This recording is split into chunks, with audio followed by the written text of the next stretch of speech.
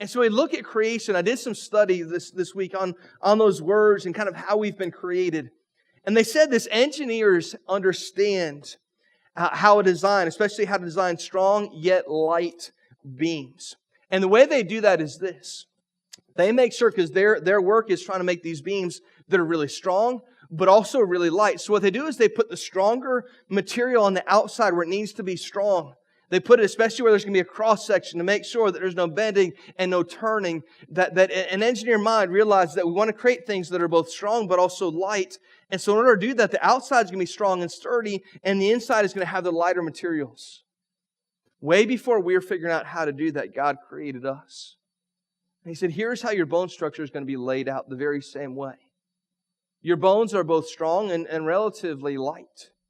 But the parts that have to be strong, the outside of the bones, are the strongest, most dense part of the bones.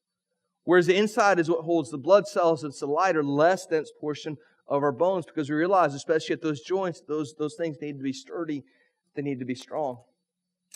Isaac Asimov, he's an author and a biochemist. He's an American. He actually passed away, but he made this statement. He said, the human brain is the most complex and orderly arrangement of matter in the universe. So this guy that's a biochemist and an author, he says, listen, when we look at the creation of human beings, the human brain, more than anything else, is the most complex and orderly arrangement of matter in the universe. Just in the short time I've been speaking, a couple of gallons of blood have been circulating through your heart.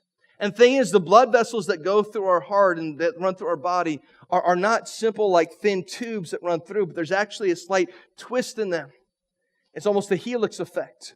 And what that does is the way that God created us, He created us in such a way that that simple helix effect, not just the thin tube, but a simple slight twist, allowed for there to be better blood flow and also allowed at T-junctures for there to be less pressure. God looked at every portion of the way that He created us, and He said the way that He created us is both fearful and wonderful. That the intricacies of the creation of human itself speaks to how valuable we are, and because of that, our story matters. In fact, there was a gentleman by the name of Wernher von Braun. Wernher von Braun is a German and American rocket scientist and aerospace engineer. And he was simply looking at how creation came to be. And Wernher von Braun made this statement about man. He said, certainly there are those who argue that the universe evolved out of a random process. But what random process could produce the brain of a man or the system of the human eye?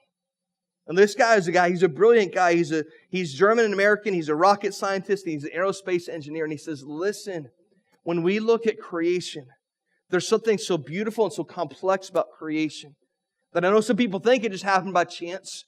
But he said, what random process could produce something so intricate as the brain of a man? That Isaac Asimov said is the most brilliant thing in all of creation, but also the system of the human eye. And as we see about how the human eye works, is very complex and intricate. So I say that to say that when we have been created, we've been created in a way that God says we've been fearfully and wonderfully made.